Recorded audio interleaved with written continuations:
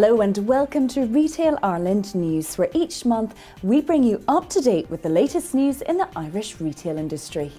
Retail Ireland members have said the latest figures from the CSO, which showed only a small rise in retail sales in December, show the sector is very fragile and shouldn't be taken for granted. Overall, the volume of December's retail sales, excluding motor sales, was up by less than 1% compared to December 2011. The figures come after Retail Ireland released its latest retailer business sentiment survey, which showed a marked increase in positivity. A majority of retailers believed sales would be the same or better in the coming months.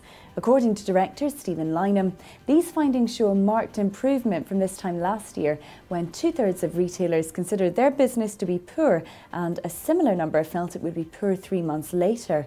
However, with sales down by 25% since the start of the recession and with retail reporting a rocky start to 2013, Retail Ireland will be pressing the government to take steps to boost consumer confidence and reduce retailer costs in order to avoid a return to falling spending, which damages the domestic economy and employment. This will be our key message this year.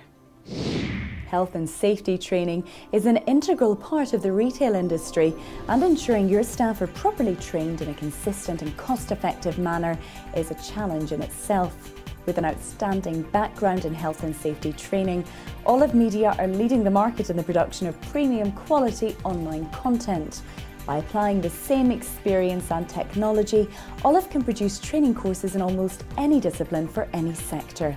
From manual handling instruction to decision driving, we have an extensive library of pre-authored, fully certifiable content, which can be accessed at www.academyhq.com. The benefits to online training include the ability for your staff to train anywhere and any time, consistency of message, and detailed reporting on courses taken. To get the benefits of cost-effective online training, simply mail info@olivemedia.co for more information. Retail Ireland has had a busy start to 2013 with plans for events, briefings and working group meetings to assist retailers with regulatory changes in the area of labelling. Retail Ireland will be hosting a briefing from the Food Safety Authority of Ireland in March, which is designed to highlight new labelling requirements which come into effect in 2014. Our Health and Safety Working Group met in January and had a vibrant, engaging and informative address from the Health and Safety Authority on the impact of so-called REACH regulations on the retail sector. Detailing best practices for retailers in managing and controlling potential hazards and risks to human health, this important group will meet again in the spring.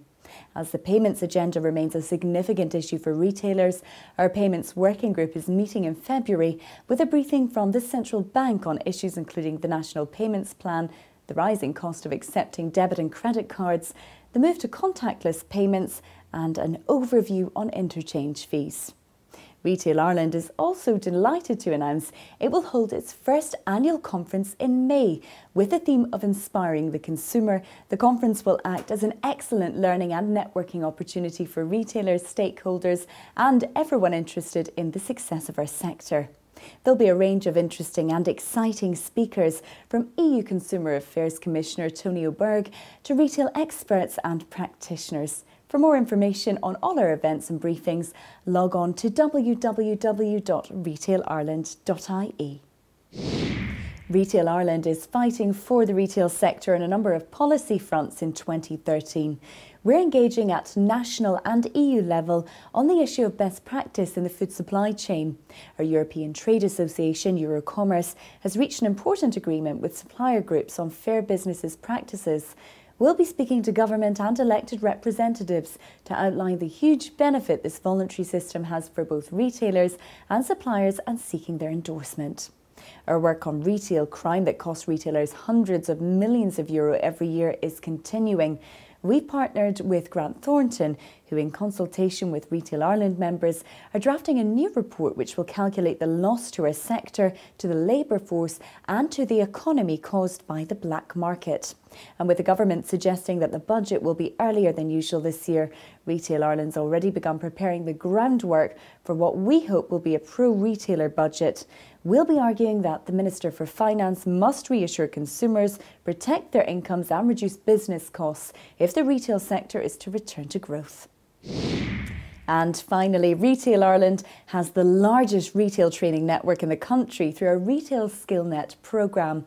Run by Sean Carlin in our North West and Dublin office, the SkillNet offers employees the opportunity to gain nationally and internationally recognised qualifications in retail.